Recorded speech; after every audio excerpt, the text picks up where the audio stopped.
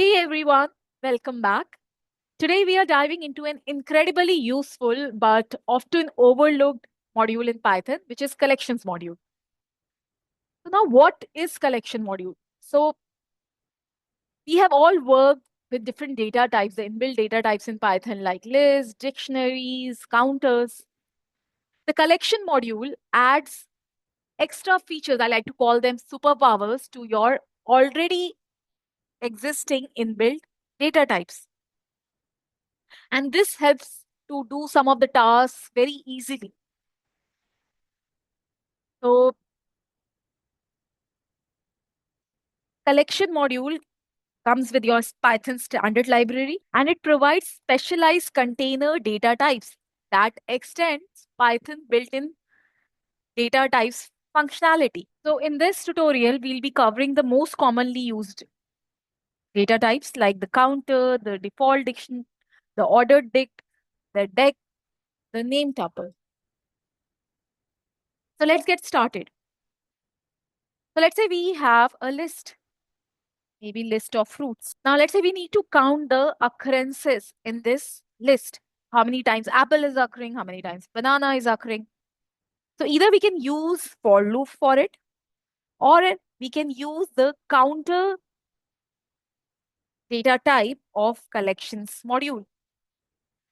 So first thing first, let's import counter from collection module.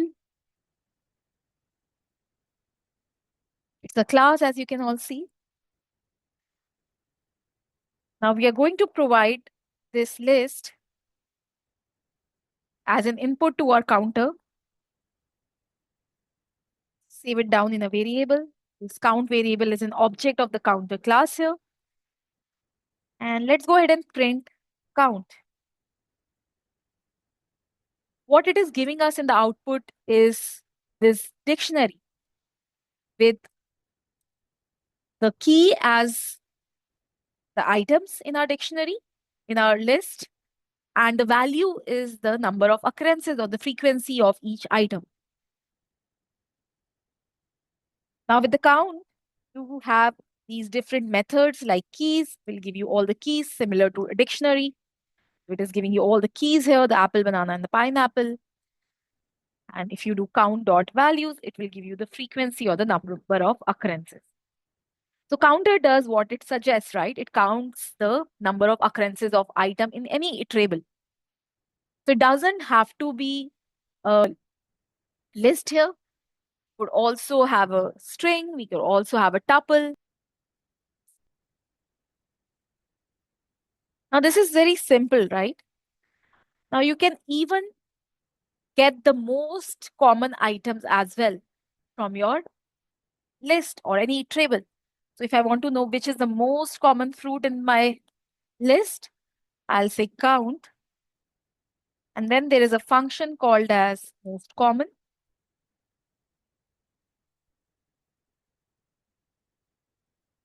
And it takes an argument which is n. N is the number of list of n most common elements.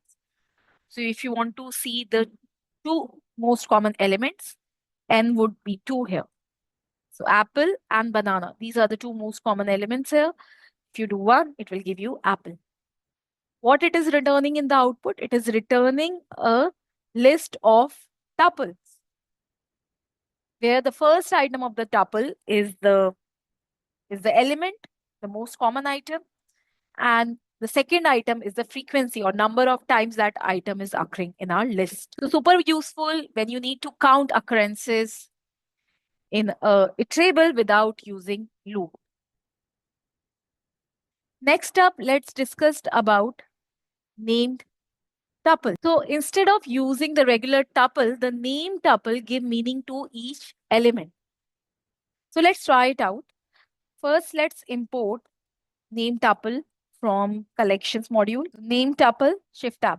So the type name, the field names, and all the other optional arguments are there. What does it returns? It returns a new subclass of tuple with name fields. So here there is an example also. Let's just copy paste it.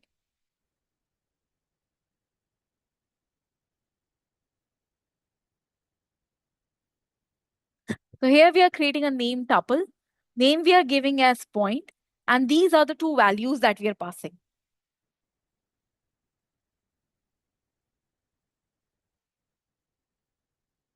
Now we can just say point and specify the value of x and y. So let's say x is 1, y is -4. Let's assign it to a variable. Let's call it point.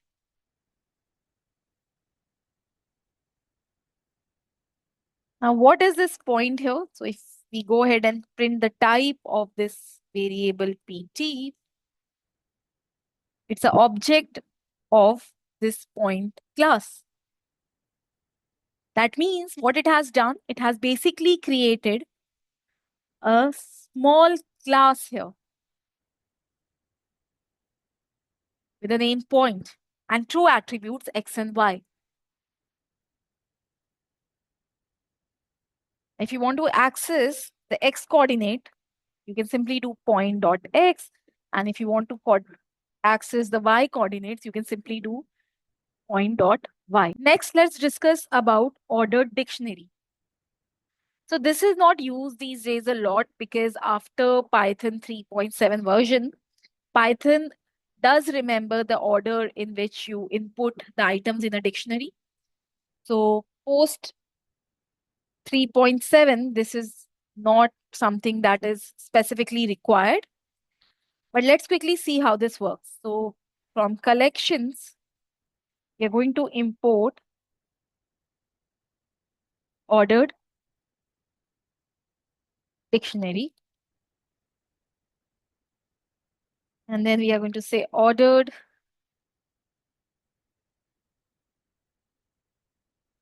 dictionary. Variable name could be anything, is equal to ordered dictionary. And now in this ordered dictionary, there's a spelling mistake here. Let's just correct it. There's a E missing. Now in this ordered dictionary, let me add items. So this will create a dictionary, but the dictionary would supposedly be ordered. So the order in which you add the items in the same order, it will retain the items. But this is, as I've said, this is not required anyways because 3.7 and above Python version remembers the order. So let's say 2, and then I'll just add couple more items here. So key is B, value is 2, key is C, value is 3, and maybe one more, and A, value is 20. Now if you go ahead and print your ordered dictionary,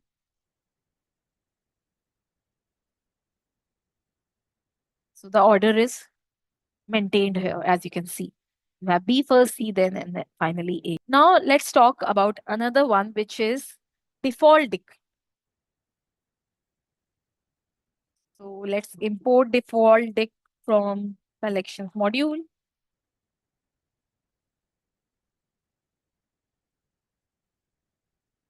Now a normal dictionary throws an error if a key doesn't exist. And default dictionary solves that issue. So even if the key doesn't exist, default dictionary will not give an error. If you try to access a key which does not exist, default dict will not give an error. It will basically return a default value. Let's create an object of this default dictionary class. And I'm saying the return value should be an integer. If the key doesn't exist, the default value should be an integer. Now let's say DA is equal to 1, DB is equal to 2. If I try to access print DA, this works.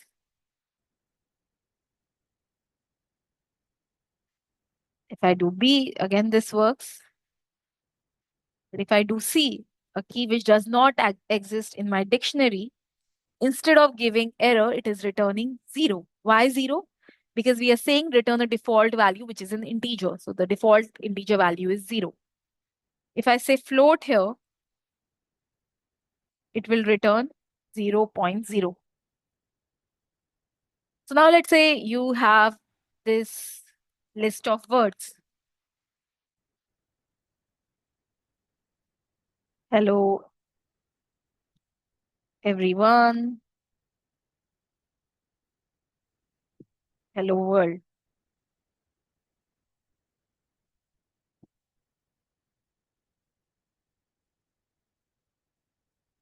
And you want to count the number of occurrences of each of these items.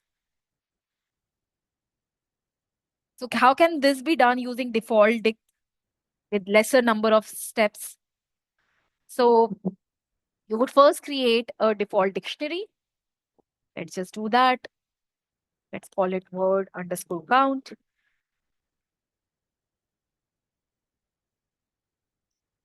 And it returns integer in case a particular key is missing.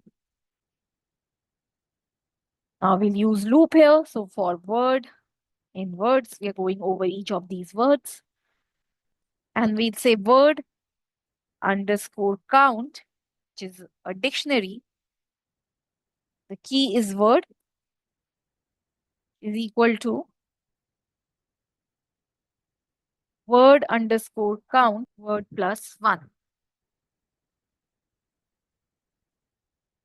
And once we are out of the for loop, let's go ahead and print word underscore count.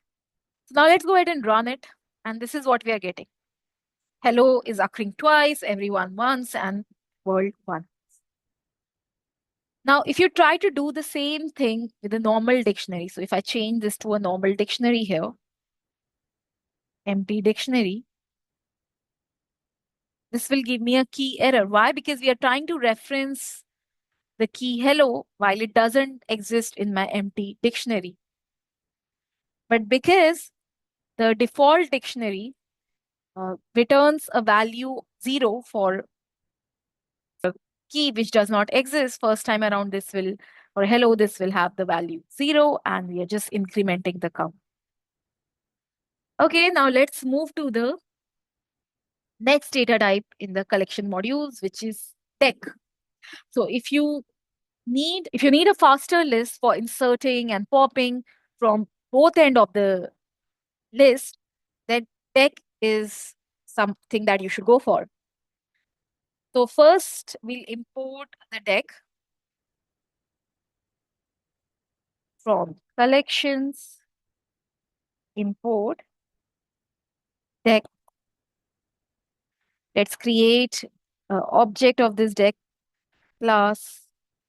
Or let's create a deque data type. And this is similar to your list. You can append, you have this append function to append items to your deque. Let's append 1. Let's also append 2 here.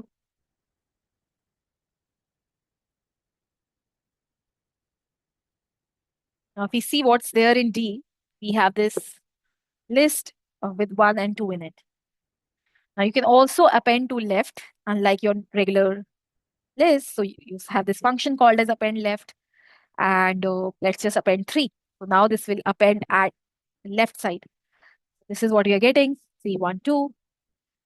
We can also do a pop.